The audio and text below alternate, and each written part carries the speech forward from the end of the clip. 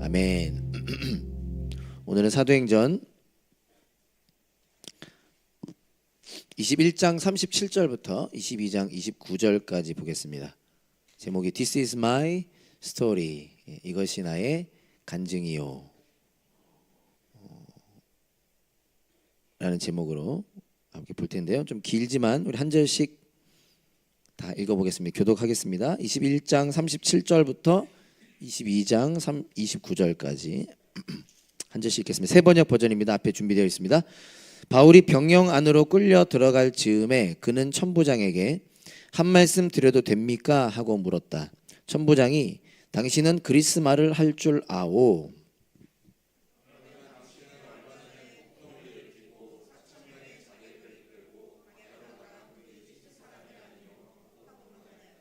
바울이 대답하였다. 나는 길리기아의 다소 출신의 유대 사람으로 그 유명한 도시의 시민입니다. 저 사람들에게 내가 한마디 말을 하게 허락해 주십시오.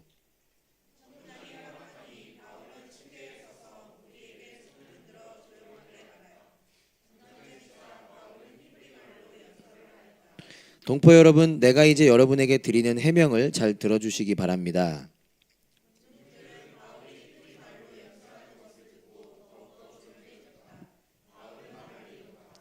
나는 유대 사람입니다. 나는 길리기아의 다소에서 태어나서 이 도시 예루살렘에서 자랐고 가말리엘 선생의 문화에서 우리 조상의 율법의 엄격한 방식을 따라 교육을 받았습니다. 그래서 나는 오늘날 여러분 모두가 그러하신 것과 같이 하나님께 열성적인 사람이었습니다.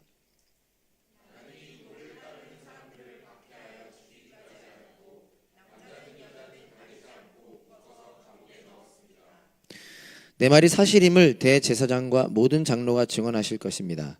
나는 그들에게서 다마스쿠스에 있는 동포들에게 보내는 공문을 받아서 다마스쿠스로 길을 떠났습니다. 나는 거기에 있는 신도들까지 잡아서 예루살렘으로 끌어다가 처벌을 받게 하려고 했던 것입니다.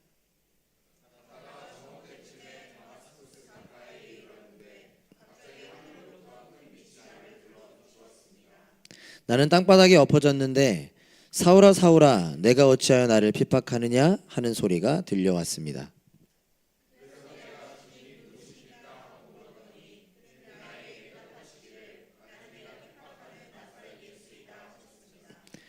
나와 함께 있는 사람들은 그 빛은 보았으나 내게 말씀하시는 분의 음성은 듣지 못하였습니다.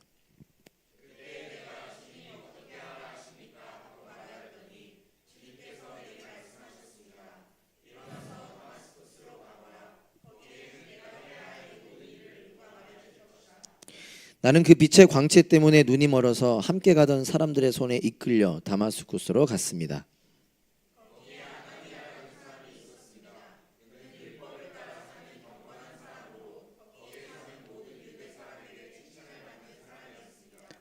그가 나를 찾아와 곁에 서서 형제 사울이여 눈을 뜨시오 하고 나에게 말하였습니다. 그 순간에 나는 시력을 회복하여 그를 쳐다보았습니다.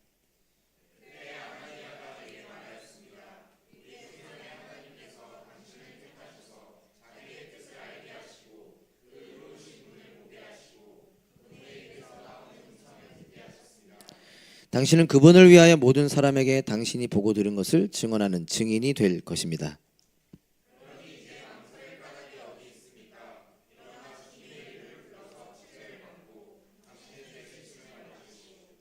그 뒤에 내가 예루살렘으로 돌아와서 성전에서 기도하는 가운데 황홀경에 빠져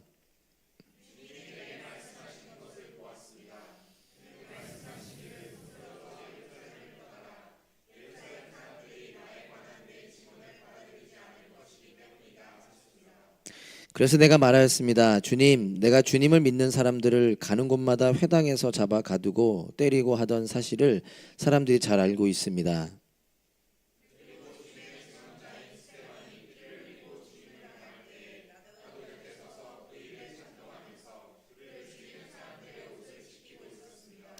그때 주님께서 말씀하시기를 가라, 내가 너를 멀리 이방 사람들에게로 보내겠다 하셨습니다.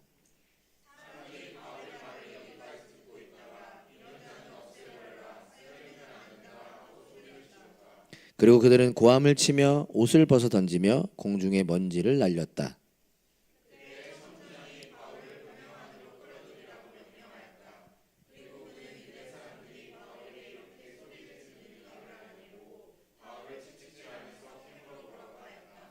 그들이 채찍질을 하려고 바울을 눕혔을 때 바울은 거기에 서 있는 백부장에게 로마 시민을 유죄 판결도 내리지 않고 매질하는 법이 어디에 있소 하고 말하였다.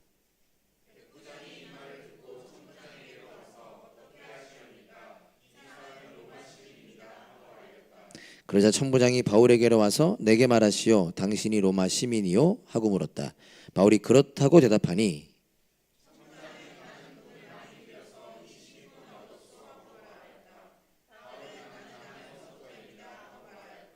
그러자 바울을 신문하려고 하던 사람들이 곧 물러갔다. 천부장도 바울이 로마 시민이라는 사실을 알고는 그를 결박해 놓은 일로 두려워하였다. 아멘. 한 번 더 기도할까요? 하나님, 이 시간 예배 가운데 하나님 우리에게 주신 말씀, 또 우리에게 하실 말씀 나눕니다. 우리 한 사람 한 사람, 저는 부족하지만 이 시간 성령님께서 함께 하셔서 그 함께 하심 속에서 말씀을 깨닫게 되고 경험하게 되고 말씀을 붙잡게 되고 살아가게 되는 은혜 누리게 하여 주세요. 특별히 성탄의 기간입니다. 정말 우리 한 사람 한 사람 얼마나 소중한지, 하나님께서 얼마나 사랑하시는지 깊이 깨닫게 되는 시간 되게 하여 주세요. 예수님 이름으로 기도합니다. 아멘. 우리 한 번 더 함께 고백해 봅시다. 더 깊이 복음 안으로, 더 멀리 세상 속으로. 각자의 삶에서 나의 사도행전을 쓰자. 아멘. 축복합니다. 제가 허락을 못 맡았네요. 고민 좀 하다가 얼마 전에 그 찬규한테 이런 얘기를 들었습니다. 여러분 들어보셨나요? 혹시 찬규가 최근에 한국에 휴가 갔다 왔거든요. 그리고 일본에 여행을 갔다 왔는데 일본에 혼자 여행 갔대요. 혼자 갔는데 시간이 잠깐 남아서 서치를 하고 맛집이 있다는 걸 찾아서 아주 유명한 함박 스테이크 집에 갔답니다. 이름 까먹었어요. 그 집 잘 아는 사람도 알더라고. 그 저같이 뭐 이렇게 모르는 사람만 모르지. 근데 줄이 좀 있더래요. 줄을 섰답니다. 이거 설교 시간에 이거 다 얘기할 수는 없으니까. 근데 앞에 있는 분하고 대화를 하게 됐고 앞에 있는 이분이 물어봤답니다. 너도 예약하고 온 거지? 뭐 이런 식으로 제가 다 기억은 안 나서요. 그러니까 알게 된 사실은 뭐냐면 여긴 예약해야만 먹을 수 있는 곳이래요. 예약을 해도 40분, 1시간 정도는 기다려야 되는 곳이랍니다. 자기도 좀 40분째 서 있었다 그랬나? 그래가지고 창규가 그 사실을 알고 나는 그냥 왔는데 그리고 이제 가려고 왜냐면 예약 안 했으니까 가려고 거기서 서치를 다른 데를 어딜 가지 하고 서치를 하고 있는데 갑자기 그 앞에 서 있던 분 중에 부부였고 애가 있었대요. 애가 좀 어렸대요. 한 살 정도 됐을까? 그 자매님이 갑자기 창규에게 사실 나는 여기 안 좋아하는데 남편이 먹고 싶다고 해서 왔는데 너가 나 대신 먹을래? 물어보더래요. 그래서 그분도 대단하고 창규도 하고 남편이랑 둘이 들어가서 앉아서 그게 뭐 그런 뭐 약간 그런 식이래. 앞에서 만들어주는 함박 스테이크래요. 사진 보여주더라고. 맛있어 보여. 그래서 3개를 만들어주는데 뭐 다 설명해주면서 남편과 함께 그 모르는 남편과 함께 함박 스테이크 먹고 나가고 아내는 그 밖에서 이렇게 애랑 놀면서 기다리고 있었다는 거예요. 그리고서 내가 어떻게 하면 이게 좀 중요한 게 있는데 이게 알고 봤더니 브리즈번 분들이었대요. 브리즈번에 있는 베트남 사람인가? 그러니까 이제 그러면서 좀 친해진 거예요. 그래도 어쨌든 그리고 나서 이제 창규가 내가 돈 바로 보내줄게. 일본 돈으로 줄까 호주 돈 바로 보내줄까 계좌이체 해줄까 바로 해줄 수 있으니까 호주 사람들이니까 그랬더니 돈 안 받겠다고 그냥 가라고 그래서 그냥 갔대요. 그리고 알게 된 사실이 찬규가 연락처라도 받고 내가 연락처 받아서 감사도 했어야지 이러면서 이제 훈훈하게. 근데 이게 이제 목장에 참여했다가 듣게 된 얘기였습니다. 제가 이 얘기를 지금 한 3번째 하고 있습니다. 요즘에 그럴 일 없잖아요. 여러분 놀라신 이유가 뭐예요? 함박스테이크 먹어서 부러운 게 아니라 그런 일이 없잖아요.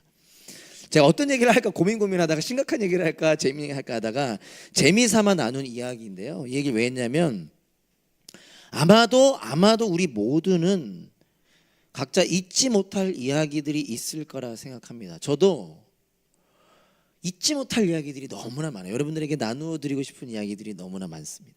잊지 못할 사람, 잊지 못할 사건, 그 가운데 잊지 못할 이야기, 추억들이 참 많습니다. 성향에 따라 성격에 따라 누군가에게 나누는 사람도 있고 나누지 못하는 사람도 있을지 모르지만 아마 다 있을 것 같아요.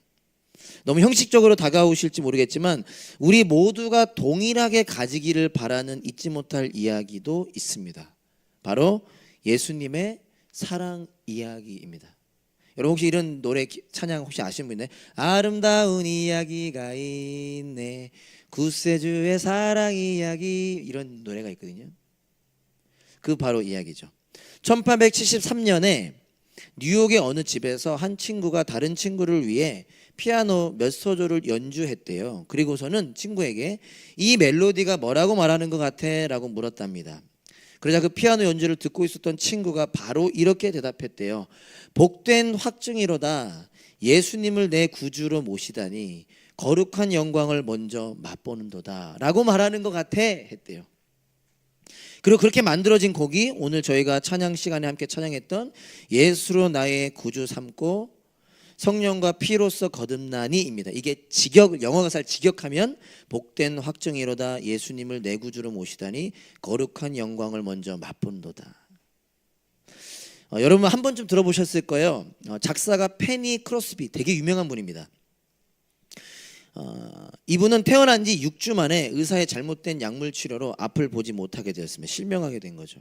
평생을 맹인으로 살았습니다. 근데 그분이 하신 유명한 말이 있죠. 어쩌면 저 같은 사람에게는 피부로 와닿기는 좀 어려운 말처럼 느껴지기도 하는 부끄러움이 제 속에는 있는데, 그분이 이런 말을 했습니다. 만일 내가 다시 완벽하게 시력을 회복할 방법이 있다고 해도 저는 그 방법을 택하지 않을 것입니다. 그게 이건 저의 얘기입니다. 정말 시력 회복할 방법이 있어서 안 하겠다는 뜻보다는 저는 뭐라고 느꼈냐면 그만큼 지금 이대로가 좋다라고 말할 만큼 그녀는 행복한 삶을 살고 있다라고 말했어요. 저는 이렇게 표현하고 싶은데 행복을 아는 삶을 살고 있다라고 그녀는 말했습니다. 그러면서 그녀의 대답은 뭐냐면 예수님이 내 삶의 구주가 되어주셨고, 그래서 저는 언젠가 하늘에 계신 하나님께 돌아간다라는 소망을 가지고 있기 때문입니다 라고 말했다는 거예요. 그렇게 그녀는요 6주 만에, 태어난 지 6주 만에 실명을 했지만 그녀가 평생 만든 찬양곡이 10,000곡 가깝습니다. 10,000곡이나 찬양을 작사했어요. 가사를 썼어요. 곡을 한 거예요. 작사. 그 중에 하나 여러분 아시는 분은 주의 음성을 내가 들으니, 그 뒤에 어떤 가사인 줄 아세요? 사랑한단 말이 있어요. 그러니까 눈이 보이지 않지만 그분은 예수님의 음성을 들은 거죠. 그 다음에 나의 영원하신 기업 생명보다 귀하다 하시죠. 이게 다 이분이 만든 곡입니다. 그리고 오늘 찬양했던 곡, 이것이 나의 간증이요 이것이 나의 찬송일세. 이게 바로 이분의 예수님을 향한 곡입니다. 오늘 본문은 여러분 기억나실까요? 좀 전에 읽긴 했지만 지금 길었죠. 오늘 본문은 한마디로 요약하자면 사도 바울이 아주 화가 많이 나 있는, 성경에 보면요 무리, 다른 말로 군중, 다른 말로 동포들 앞에서 변명을 하는 내용입니다. 그리고 이걸 다르게 표현한다면 그들 앞에서 설교를 하는 장면입니다. 혹시 그림 한 장만 보여드릴게요. 제가 다른 그림을 못 찾아서. 이게 예루살렘 당시 성전의 모습이고요. 좀 아는 분들 아실 테고, 지금 바울이 어디에서 설교한다고 생각하시면 되냐면 저 제일 위에 안토니오 요새라고 돼 있죠. 이게 이제 예루살렘 성전이고, 이게 성벽이라고 칠 때에 성벽 바깥에 바로 붙어 있는 곳에 안토니오 요새, 저기에 로마 군인들이 주둔하고 있고요. 바울을 저기로 잡아가는 겁니다. 그리고 저기로 가는 계단 위에서 바울이 설교했다라고 여러분들이 생각하시면 되겠습니다. 과정을 한 번 더 간단히 살펴보면요, 지난주 본문을 생각해 보면 바울이 드디어 3차 선교 여행을 마치고 예루살렘에 도착했습니다. 근데 어떤 일이 있었냐면 예수님을 믿게 된 유대 사람들 중에 바울을 오해하는 사람들이 있었어요. 그러니까 도착하자마자 교회 지도자들이 바울에게 이야기하는 거죠. 저들이 당신을 오해한다. 당신이 이방 사람들뿐만 아니라 유대 사람들에게도 율법 안 지켜도 된다라고 이야기했다고 사람들이 생각한다. 좀 더 요약하자면 당신이 율법을 무시한다라고 사람들은 생각한다. 오해잖아요. 바울이 율법 무시하지 않았거든요. 근데 감사하게 바울이 그 말을 받아들이고 이 문제를 해결하기 위해서 정결 예식을 행합니다. 이스라엘 사람들이 했던 예식인데, 깨끗해지는 예식인데, 이 정결 예식을 통해서 바울도 율법을 중요하게 여기고 지킨다라는 걸 보여주고 싶었던 거죠. 자, 근데 어떤 문제가 생기냐면 바울이 정결 예식을 하기 위해서 예루살렘 성전에 있었고 그 모습을 아시아에서 온 유대 사람들이 보게 돼요. 이 사람들 예수님 믿는 사람들 아닙니다. 이렇게 헷갈리시면 안 돼요. 아시아에서 온 유대 사람들. 그러니까 어떤 사람들인 거예요? 바울이 아시아에서 복음 전했잖아요. 그거를 보거나 들었던 사람들이라고 우리가 추측해 볼 수 있겠죠. 그들이 바울이 예루살렘 성전에 있는 걸 보게 되고요. 뭐라고 거짓말을 하게 되냐면, 착각을 했고 거짓말을 하게 되냐면 바울이 이방 사람을 데리고 같이 성전에 들어왔다 라고 그들이 착각을 했거나 혹은 착각 안 했는데도 거짓말을 합니다. 근데 이방 사람들 성전에 들어오면 안 되거든요. 그리고 이방 사람은 성전에 데리고 들어오면 안 되거든요. 근데 사람들이 그 얘기를 듣고 가뜩이나 바울에게 시기심, 질투심, 미움이 있었던 사람들이 마음이 선동이 되는 거죠. 막 사람들이 막 충동해요. 바울이 이방 사람 데리고 들어왔대. 그래서 막 수많은 사람들이 몰려들고요. 성경 기록하기를 사람들이 어떻게 하죠? 바울을 잡아다가 성전 바깥으로 끌고 갑니다. 왠지 아세요? 성전 안에서 사람 죽일 수 없어서. 그래서 성경은 강조하고 있는데 뭐라고 강조하면 저희가 다 자세히 설명 못하지만 바울을 성전 바깥으로 끌고 들어가고요. 성전 문이 닫혔다라는 걸 누가 기록하고 있어요. 그러니까 죽이기로 작정한 거죠. 그리고 바울을 마구 때립니다. 당시 아까 사진 보여드렸죠. 성전 옆에 북서쪽에 로마 군인들이 주둔한 안토니오 요새가 있었습니다. 명절 기간에는 수많은 사람들이 또 해외에서도 오니까 어떤 소요들이 일어날 수 있잖아요. 그래서 군인들은 보다 민감하게 경계를 섰을 겁니다. 아닌 게 아니라 예루살렘 성전 옆에서 소요가 있다라는 얘기를 듣고 천부장, 쉽게 생각하면 뭐 그때 600명쯤이었을 거라고 학자들은 보통 얘기하지만 천부장, 1000명을 이렇게 다스리는 장군인 거죠. 천부장이 출동을 합니다. 백부장들을 데리고. 그리고 천부장을 통해서 바울은 죽음의 위기를 모면하게 됐고, 군인들이 바울을 병영 안으로, 아까 그 안토니 요새 안으로 데리고 가려고 합니다. 그때 바울이 천부장에게 뭐라고 하는 거예요? 오늘 본문에 자기에게 말할 기회를 달라. 근데 바울이 뭐라고 부탁했어요? 어떤 말 표현을 나에게 말할 기회를 좀 주시오라고 어떤 언어로 말했어요? 성경에 나와 있었습니다. 방금 헬라어, 그리스 말로. 갑자기 다른 말을 한 거죠. 그 사람들에게 그리스 말을 한 거죠. 성경 보면 흥미로운 게 오늘 시간관계에서 자세히 안 하지만 이 천부장이 놀랍니다. 당신 그리스 말을 할 줄 아시오? 그러니까 아마 제가 하는 영어랑 찬세 선생님이 하는 영어랑 완전 다르잖아요. 헬로 한번 해주시겠어요? 안 들리네. 어쨌든 아마 이스라엘 사람들 중에 대부분은 그리스 말을 못했을 텐데 하는 사람들이 있었을 거예요. 근데 그들과 또 달랐던 것 같아요. 이 천부장이 놀랄 정도의 악센트였던 이 그리스 말이었던 것 같아요. 그리고 왜 놀랐다고 또 볼 수 있냐면 대부분 학자들이 뭐라고 얘기합니까? 바울의 모습이 근사하진 않았을 거다. 형편없었을 거다. 이 외모가요. 그러니까 로마 군인들이 무시했겠죠. 이 사람 또 무슨 소동 일으킨 사람이잖아 하고.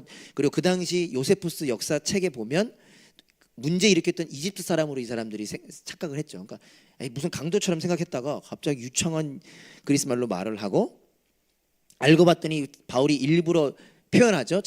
나 다소 출신이야. 나 다소라고 하는 도시의 시민이야. 그 당시 시민이 되는 건 쉽지 않았거든요. 어쨌든 그런 식으로 자기가 말을 할 기회를 달라고 합니다. 천부장이 허락을 하죠. 그리고 바울이 그 계단 층계 위에 서서 연설을 시작합니다. 연설은 어떤 말로 해요? 연설은 히브리 말로 합니다. 아람 말로. 바일링거였던 것 같아요. 그리스 말로 나 말할 기회 좀 주시오. 말하세요. 그랬더니 히브리 말로, 아람 말로. 그러니까 동포들도 놀라죠. 저 사람 율법 무시한 줄 알았는데 우리처럼 히브리 말을 하네. 이렇게 놀랐겠죠. 어쨌든 그런 분위기 속입니다. 오늘 저가 여러분들과 함께 생각해 보고 싶은 것 중에 하나는 뭐냐면요, 바울의 마음이 어땠을까입니다. 되게 중요한 내용 중에 하나라고 생각하고 제 마음에 많이 와닿았던 부분이기도 한데요, 사람들 앞에 서서 설교, 연설, 변명을 하는 바울의 그 마음은 어땠을까? 다시 한번 보죠. 자기를 거짓말로 공격하고 자기를 죽이려고 달려들고 자기를 심하게 때린 사람들 앞에 서 있습니다. 쉽게 말해서 뭐라고 표현할 수 있죠? 원수들 앞에 서 있습니다. 심지어 그들은 몹시 흥분되어 있습니다. 저 사람을 죽이시오 라고 막 외치고 있습니다. 그런 그들에게 변명, 해명하기 위해 섰는데 그런 바울의 마음은 어땠을까? 바울이 연설을 이렇게 시작합니다. 사실 아까 얘기했던 것처럼 설교죠. 22장 1절에 보면요, 동포 여러분, 내가 이제 여러분에게 드리는 해명을 잘 들어주시기 바랍니다. 네, 그 시작이요, 동포 여러분입니다. 영어로 뭐라고 되어 있냐면요, brothers and fathers 라고 되어 있습니다. 개역 개정 성경이 저는 번역이 동포보다 더 좋은 것 같아요. 부형들아, 이게 직역한 거죠. 한자로 어렵면 부형, 아버지와 형제들이요. brothers and fathers. 그러니까 이게 뭐냐면 그냥 인사치레가 아니었습니다. 바울이 지금 어떤 마음으로 지금 연설을 시작했냐면요, 자기 앞에 모여있는 사람, 어떤 사람들이요, 막 소리 지르고 죽여라 외치고 심지어 좀 전까지 때렸던 그 사람들을 형제들과 아버지들이라고 부르고 있어요. 자기의 형제요, 자기의 아버지라고 생각하고 있는 것입니다. 로마서 9장 1절 3절, 바울이 로마에 있는 예수 믿는 사람들에게 쓴 편지잖아요. 편지를 쓰면서 이런 말을 언급합니다. 제가 한번 읽어볼게요. 나는 그리스도 안에서 참 말을 하고 거짓말을 하지 않습니다. 내 양심이 성령을 힘입어 이것을 증언합니다. 바울이 거짓말 안 한다고 얘기하면서 어느 정도로 그걸 지금 자신하죠? 성령님이 증명해 준다는 거예요. 그러면서 그 자기 말이 하고 싶은 말이 뭐냐? 나에겐 슬픔이 있고 내 마음에는 끊임없는 고통이 있습니다. 나는 육신으로 내 동족인 내 결애를 위하는 일이면 내가 저주를 받아 그리스도에게서 끊어질지라도 달게 받겠습니다. 어떤 말이죠? 쉽게 말하면요, 바울이 자기의 동족, 누구예요? 이스라엘 사람들을 사랑한다고 지금 말하고 있는 거예요. 나 이스라엘 사람들을 사랑해. 여러분, 우리나라 사람들 사랑하시나요? 이게 어떻게 보면 당연한 거지만 이 얘기를 왜 하냐면 이스라엘 사람들은 예수님을 믿는 사람들을 싫어했습니다. 예수님을 십자가에 못 박았죠. 근데 그 예수님을 따르는 사람들 눈에 가시처럼 싫어했어요. 그들을 박해했고 죽이려고 했습니다. 근데 그 일에 앞장섰던 사람 중에 하나가 누구죠? 바울이에요. 제가 오늘 시간 관계상 다 얘기하자면 바울은요, 유대인 중에 유대인, 이스라엘 사람 중에 이스라엘, 가장 공부 잘하고 가장 영향력 있는 그 가장 유명한 가말리엘, 2명 중 1명 꼽으라고 하면 그 1명, 가말리엘, 아까 그 두 학파 중에 한 학파에서 가장 대표되는 사람이 가말리엘이었거든요. 그 가말리엘, 누가 오 하는 사람, 그 사람의 수제자였다는 거예요.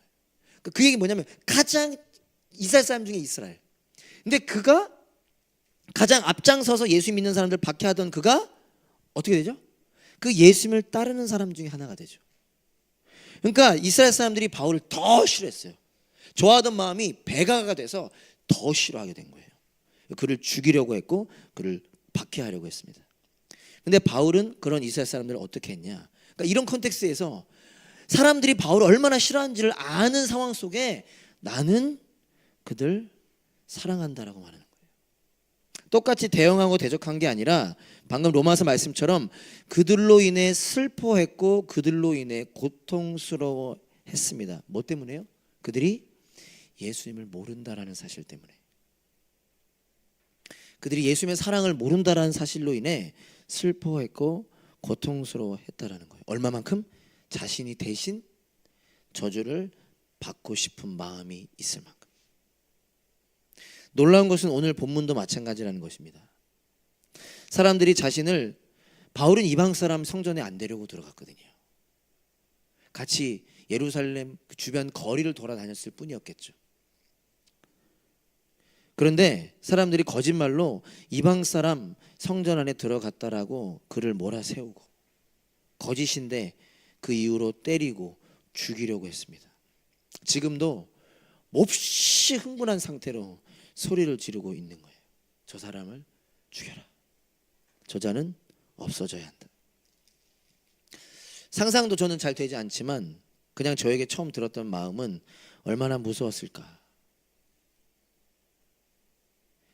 그리고 다음 생각은요, 얼마나 억울하고 화가 났어요. 저도 아이들 지금 늦게 애들 키우는데 잘못된 사실로 이렇게 혼나거나 오해받으면 걔네들 엄청 억울해요. 동생이 했는데 형이 했다고 혼내면 엄청 억울해하고 막 울면서 막 얼마나 억울하고 화가 났을까. 그런데 바울은, 저는 그렇게 생각해요. 아닐 수도 있겠지만 저는 바울도 무서워했을 거라 생각해요. 억울하고 이런 마음이 있었을 거라 생각해요. 그러나 바울은 그런 무서움과 억울함과 화가 남을 뛰어넘었다라는 거죠. 그리고 지금 그들을 사랑하는 마음으로 서 있는 것입니다. 그래서 견디지 못해서 천부장에게 나에게 말하게 좀 주시오. 그리고 그들에게 그 사랑으로 말하기 시작하는 것입니다. 바울은 어떻게 그런 마음을 가질 수 있었을까? 하나님은 분명 바울도 저와 똑같은 보통 사람이라고 말씀하시는데 바울을 이렇게 만든 힘은 무엇일까 질문하게 됩니다. 1절에 오늘 1절이 시작이 동포 여러분이라고 했잖아요. 이 동포 여러분이라는 표현이요, 사도행전에 한 번 더 등장합니다. 딱 한 번만 더 등장합니다. 어디서 등장하냐면 사도행전 7장 2절에서 등장합니다.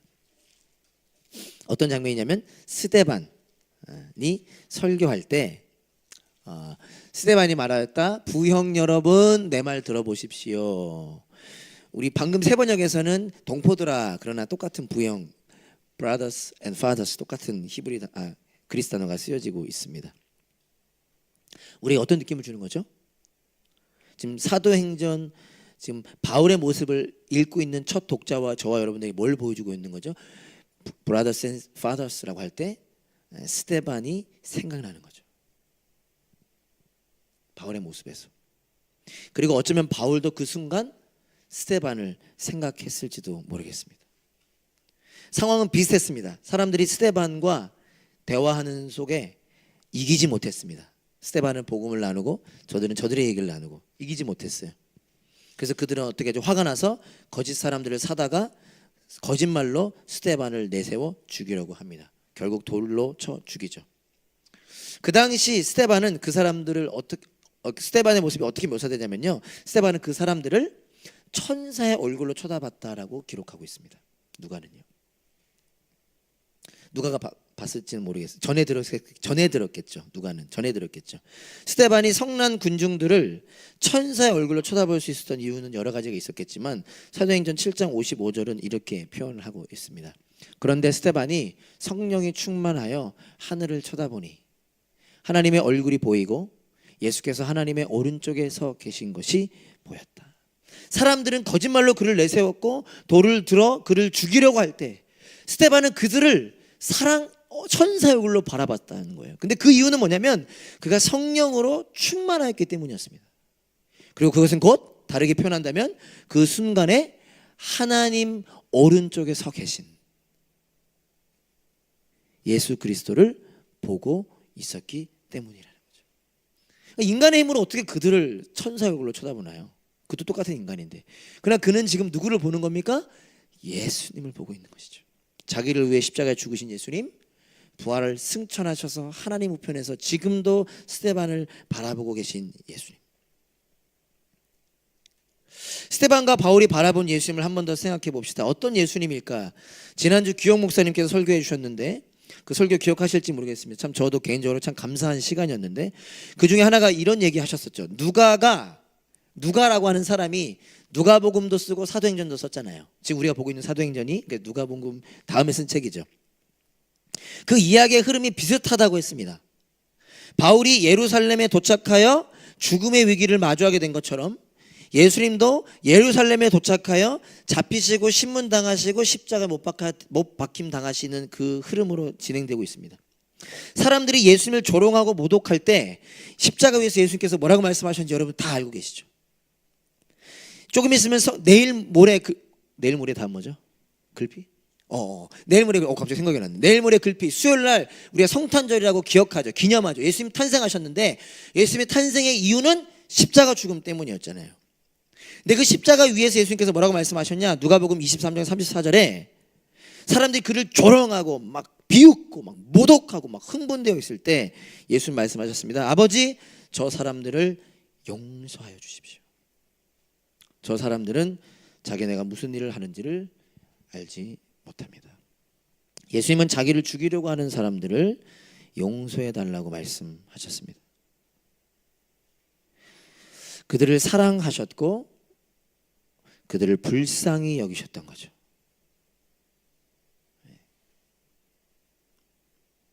스데반과 바울이 그 예수님을 바라본 것입니다. 원수도 사랑하시는 예수님, 아니 원수를 위해 오신 예수님, 그리고 그 원수였던 나를 사랑하신 예수님을 바울과 스데반은 바라보고 있었던 것이죠. 그 순간에도요.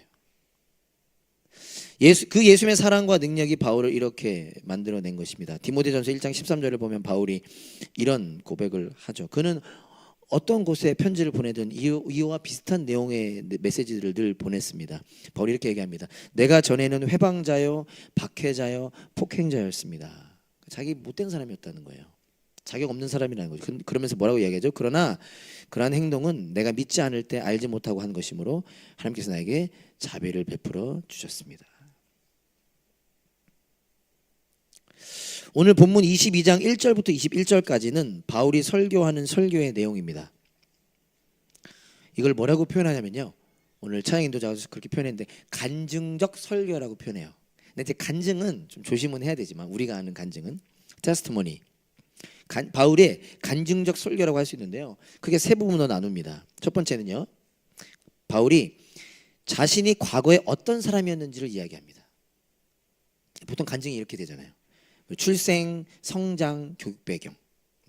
그러면서 특별히 바울은 저들의 그 지금 흥분되어 있는 자기를 죽이려고 하는 사람들의 마음과 자기 마음이 연결되길 바라는 마음에 자기도 이스라엘 사람들 중에 이스라엘 사람이라는 걸 얘기하고 싶어서 출생, 성장, 교육 배경을 얘기하는 거예요. 어쨌든 두 번째, 그런 자기가 어떻게 예수님 만나게 되었는지를 이야기합니다.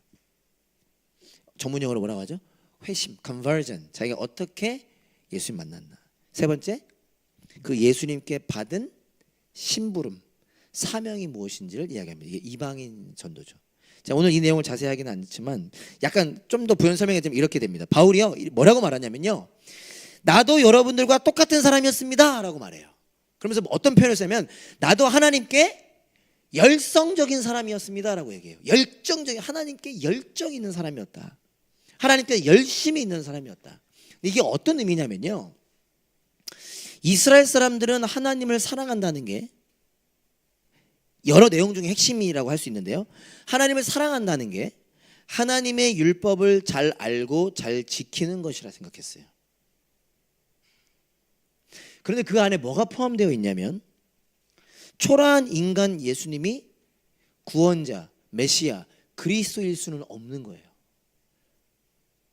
십자가에서 죽임 당하는 사람은 모욕받은 자니까, 자기들의 생각에 그러니까 잘못된 이해를 갖고 있었죠.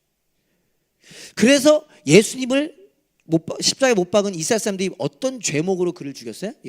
그분을 신성 모독죄로 죽였죠. 딱 봐도 예수 구원자일 수가 없어. 이 보통 인간이야. 이거 보니까 초라해, 보잘것 없어. 더군다나 십자가에 못 박혀 지금 죽임 당할 거야. 그러니까 이 예수님이 하나님일 수는 없는 거죠. 신성 모독죄로 그를 죽입니다. 그리고 예수님을 따르는 사람들도 박해한 거죠. 바울도 그러한 마음으로 스데반이 죽을 때 그 옆에 있어 증인 역할을 했잖아요. 이런 사람 죽어 마땅해. 왜 그렇게까지 악한 생각을 할 수 있었냐면 예수님이 가짜라는 생각을 하고 있었기 때문에, 그들 마음속에 잘못된 가르침이죠. 그런데 바울이 뭐라고 이어서 말을 하는 거죠? 자기도 원래 그랬다 이거야. 원래는 그랬다는 거야. 근데 그러면서 뭐라 하냐면, 근데 어느 날 내가 그 예수를 만났습니다. 이거 뭐 뭘로 설명할 수는 없어. 내가 그 예수님을 만났습니다. 분명히 죽었는데 부활하신 예수님을 만났습니다. 그분이 나를 찾아오셨고 나에게 말씀하시기를 사울아 사울아 왜 나를 박해하느냐. 담메색으로 가던 중에 의기양양하게 하나님을 향한 열심을 가지고 예수님 믿는 사람들 가짜니까 다 내가 감옥에 집어넣어야 되겠다 말하면서 가던 중에 하나님의 아들이시며 하나님이시며 그리스도이신 예수님을 보고 듣고 깨닫게 된 거죠. 그리고 그 깨달음 속에 뭐가 있는 거예요? 내가 모르고 있었구나. 내가 몰라서 그런 거구나. 그런데 그분이 나를 만나 주셨구나를 깨닫게 된 거죠. 그래서 그들에게 말하는 것이 저들이 모르니까요. 몰라서 저렇게 난리를 치는 거니까요. 그들에게 자기가 만난 예수님을 소개해 주고 싶었던 것이죠. 사랑하는 여러분, 너무 익숙한 얘기일지 모르지만요, 이 이야기 얼마나 중요한지 사도행전에 3번 나옵니다. 사도행전에 3번 나온 이야기가 딱 2개밖에 없거든요. 그 중에 하나가 바로 이 설교 내용입니다. 오늘 이 시간을 통해서 우리가 스스로에게 한번 질문해 보고 싶습니다. 이 기간에요, 이 성탄의 기간에 질문해 보기 원합니다. 나에게도 이런 고백이 있는가? 나에게도 이런 사건, 이런 이야기가 있는가? This is my story. This is my song. 우리가 함께 다른 사람한테 막 이렇게 물어보면 또 난감할 수 있으니까 스스로 한번 질문해 보게 하면, 나에게도 바울과 같은 극적인 거 아니고 예수 그리스도 그분의 이야기가 나에게 있는가? 22절에 보면 바울의 연설을 듣던 사람들은 바울의 말을 더 이상 듣기를 거부합니다. 어떻게 되죠? 막 고함을 치고요, 옷을 벗어 던지고 공중에 막 먼지를 날리면서 바울을 살려두어서는 안 된다고 소리칩니다. 왜 그랬을까요? 바울이 뭐 그렇게 듣기 싫은 얘기 했다고? 그렇지 않나요? 적어도 저는 설교하다가 막 돌 맞은 적 이런 건 없죠. 뭐 그렇게 듣기 싫은 얘기 한다고? 죽여야 된다, 죽여야 된다. 그들이 이토록 치열하게 바울과 바울의 말을 거부한 이유는 여러 가지가 있을 것입니다. 그런데 그중 가장 핵심이라고 할 수 있는 것은요, 그들은 자신들이 죄인이라는 말을 받아들이고 싶지 않았습니다. 예를 들자면, 너 잘못했어. 너 지금 잘못된 길을 가고 있어. 너 틀렸어. 우리도 듣기 싫잖아요. 그 말을 받아들이고 싶지 않았던 것이면 좀 조심스럽지만 여러분 이해해 주시고요. 결국 그 행동의 이유는 뭐냐? 그들이 무지했고 무능했던 것이죠. 놀라운 것은 그래서 우리 예수님께서 오셨습니다. 예수님의 죽음으로만 그 무지와 무능이 해결될 수 있었기 때문입니다. 내가 내 인생을 책임질 수 있어, 죽음 뒤에 아무것도 없어 라고 생각하며 살아가는 우리의 무지와 무능이 해결될 수 있는 유일한 방법은 우리를 만드신 그분, 그 예수 그리스도의 죽으심밖에 없기 때문인 것이죠. 사랑하는 여러분, 오늘 이 시간에도 우리 예수님께서 그분의 죽음의 사랑의 빛으로 우리를 비추고 계십니다. 바울에게 하셨던 것처럼 오늘 저와 여러분들에게도 그 빛을 비추고 계십니다. 그 안에는 용서와 기쁨이 있습니다. 자유와 평안이 있습니다. 아마 여기 계신 분 다 예수 믿는 분들 같긴 하지만요, 우리가 마음을 열고 그 빛으로 나아가서 그 은혜를 누릴 수 있는 성탄의 기간이 되기를 간절히 소망합니다. 우리 함께 다 같이 일어나서 찬양하실까요?